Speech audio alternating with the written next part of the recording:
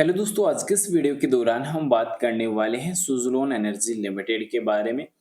So guys, Suzlon energy सहित power sector में और एनर्जी सेक्टर में वापस से रिकवरी अभी के टाइम देखने को काफ़ी अच्छी नज़र आ चुकी है।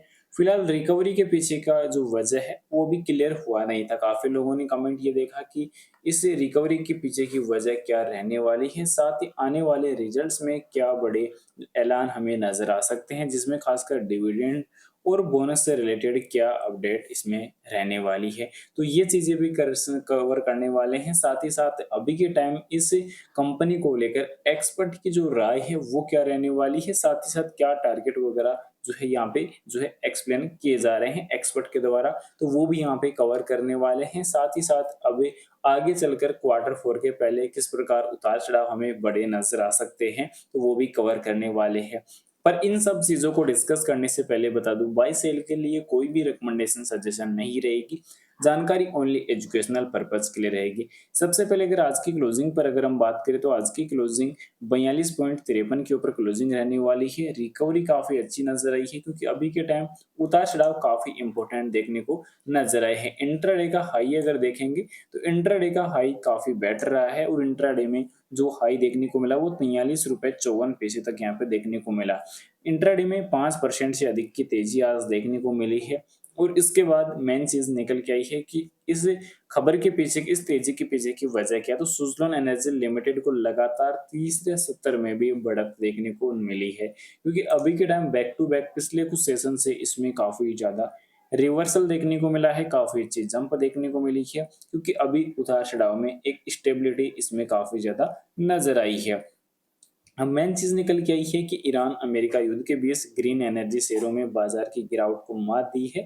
साथ ही साथ NTPC green, KPI, JSW, Adani और सुज़लोन में उछाल क्यों आ रहा है? क्योंकि अभी के टाइम इनमें काफ़ी अच्छी जो चीज़ें हैं, इन पे काफ़ी इंपॉर्टेंट चीज़ें निकल के आई है क्योंकि ग्रीन एनर्जी से शेयरों में अभी के टाइम जो है काफ़ी अच्छी तेज़ी देखने को नज़र आ रही है। तो सुज़लोन एनर्जी के शेयर 2% बढ़कर 42.45 पर क्लोज़ हुए हैं और उसी की वजह से मार्केट में जो अभी जो क्राइसिस की वजह से काफ़ी बड़ा क्रेज़ चल रहा है, तो इस वजह से काफ़ी बड़े उतार-चढ़ाव हैं क्योंकि अभी क्रूड ऑयल में अगर देखा जाए तो काफ़ी ज़्यादा लिमिटेशन देखने को मिली है और इसी वजह से एनर्जी सेक्टर को फिर से बड़ा महत्व देखने को मिला है और इसी के चलते यहाँ पे काफ़ी ज़्यादा तेज़ी से इसमें वृद्धि देखने को नज़र आई है। क्योंकि यहाँ पे देख सकते हैं कि ग्रीन एनर्जी एनर्जी कंपनियों में तेज़ी क्यों? तो ग्रीष्म ऋतु से पहले देश भर में तापमान में भारी वृद्धि के कारण बिजली की मांग में उछाल आने से हरित ऊर्जा शहरों में तेजी देखी जा रही है और ईरान अमेरिका युद्ध के कारण उत्पन्न ईंधन संकट भी हरित ऊर्जा शेयरों की तेजी को बढ़ावा देने वाला है क्योंकि अन्य प्रमुख कारकों में से एक है क्योंकि मल्टीफाई के सीईओ दर्शन राठौर ने बताया कि एलपीजी आपूर्ति की कमी और भू राजनीतिक तनाव जिसमें वैश्विक संघर्षों से जुड़े जोखिम भरी शामिल हैं क्योंकि जुड़ी चिंताएं जो है काफ़ी बड़ी है और इसमें जो है टाइम कहीं न कहीं ज़्यादा लगता हुआ नज़र आ सकता है। तो ये एक बड़ी वजह यहाँ पे रहने वाली है क्योंकि आगे चलकर इनमें अभी के टाइम जो है लिमिटेशन देखने को नज़र नहीं आई है।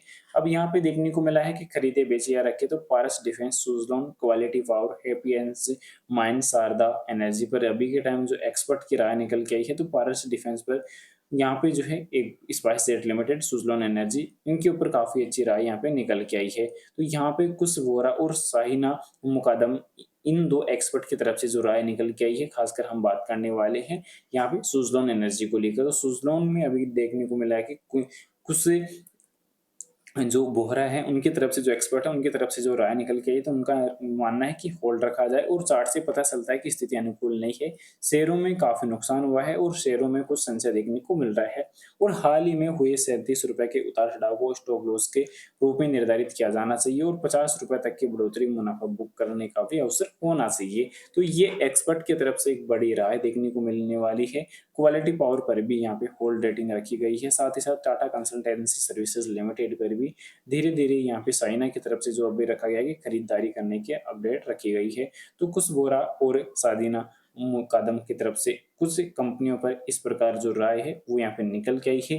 वीडियो आप पॉज़ करके देख सकते हैं, जिनको यहाँ पे जो चीज़ें यहाँ पे एनालाइज़ करनी हो तो इन कंपनियों का पर भी यहाँ पे जो है राय यहाँ पे चेकआउट कर सकते हैं।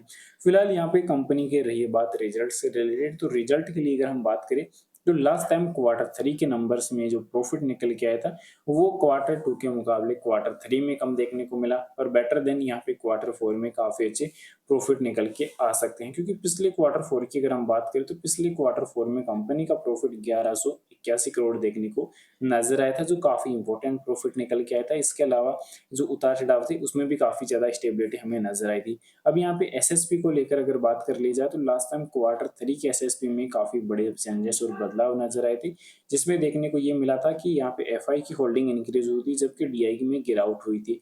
पब्लिक में भी फिर यहाँ पे गिरावट आपको देखने को मिली थी, बट यहाँ पे कंपनी के टेक्निकली व्यू और भी यहाँ पे ज़्यादा इंपॉर्टेंट रहने वाले हैं, क्योंकि उतार चढ़ाव इंपॉर्टेंट रहे। अब यहाँ पे कंपनी के टेक्निकली व्यू को लेकर अगर बात की जाए तो कंपनी की जो टेक्निकली व्यू है उनमें काफ़ी कुछ यहाँ पे देखने को नजर आएगा, क्योंकि अभी के टाइम कंपनी का जो ट्रेंड है वो अगर देखा जाए तो वो अभी के टाइम बेरिश देखने को नजर आ रहा है, जो यहाँ पे देख सकते हैं कि काफ़ी इंपॉर्टेंट यहाँ पे ट्रेंड रहने वाला है, क्योंकि अभी क्राइसिस भी मार्केट के काफ़ी ज़्यादा है और उन्हीं की वजह से काफ़ी ज़्यादा उतार चढ़ाव भी नजर आ रहे हैं। अब रही बात दोस्तों क्वार्टर 4 के लिए डिविडेंड बोनस के लिए, तो अभी के टाइम कंपनी की तरफ से ऐसा कोई भी ऐलान अभी रिसेंटली देखने को मिला नहीं। और टेक्निकल व्यू में एक चीज़ इंपॉर्टेंट जो निकल के आती है कि कंपनी ओवरसोल्ड जोन से रिकवर होती हुई नजर आई है और आरएसआई इंडिकेटर 42.23 अंकों पे रिकवर होता हुआ जंप करता हुआ नजर आया है। अब यहाँ पे 200 दिन के मूविंग एवरेज की जब बात की जाए तो 56.21 के ऊपर कारोबार करता हुआ नजर आएगा, जबकि 50 दिन का मूविंग एवरेज 46.63 के ऊपर कारोबार कर रहा है। यानी एसएम इंडिकेटर्स का भी काफी इंपॉर्टेंट यहाँ पे जो डेटा है वो निकल के आता है। जबकि एक्सपर्ट की अगर यहाँ पे बात की जाए तो यहाँ पे इस टाइम 11 एक्सपर्ट ने मार्च मंथ के दौरान जो अपनी राय है वो कायम रखी है, जिसमें बाय रेटिंग ज्यादा है, सिंगल पर्सन ने यहाँ पे होल्ड रेटिंग रखा है। तो काफी कुछ यहाँ पे चीजें दाव पे भी देखने को नजर आई है।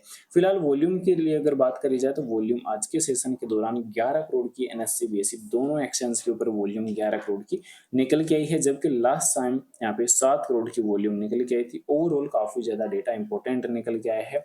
1 वीक का परफॉर्मेंस अगर देखा जाए तो 1 वीक का परफॉर्मेंस अभी के टाइम काफी इंपॉर्टेंट रहा है, जो यहाँ पे 5.5% के लमसम देखने को नजर आएगा, लगभग नजर आएगा।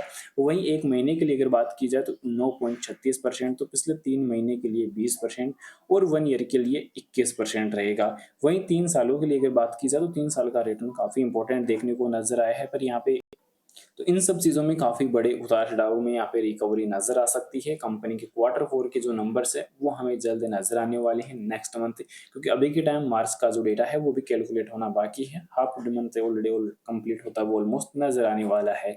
बट यहाँ पे कंपनी के एसएम इंडिकेटर्स के लिए अगर हम बात करें तो एसएम इंडिकेटर्स का भी जो रुझान है वो काफ़ी इंपॉर्टेंट निकल के आता है, क्योंकि अभी 5 दिन के मूविंग एवरेज से 10 दिन के मूविंग एवरेज से अभी के टाइम ये कारोबार ऊपर कर रहा है, जबकि सॉरी ऊपर कारोबार कर रहा है, जबकि 20 दिन 50 दिन 100 और 200 दिन के मूविंग एवरेज से ये नीचे कारोबार करता हुआ नजर आया। इनकी एक अलर्ट मोड काफी बड़ा देखने को नजर आया है। फिलहाल वीडियो अच्छी लगी है तो लाइक और चैनल को सब्सक्राइब जरूर से करें। साथ ही बता दूं बाई सेल के लिए कोई भी रिकमेंडेशन सजेशन नहीं रहने वाली, जानकारी ओनली एजुकेशनल पर्पस के लिए रहेगी। इन्वेस्टमेंट करने से पहले अपनी फाइनेंशियल एडवाइजर की सलाह जरूर से ले या खुद की रिसर्च जरूर से कर ले। Thanks for watching my video.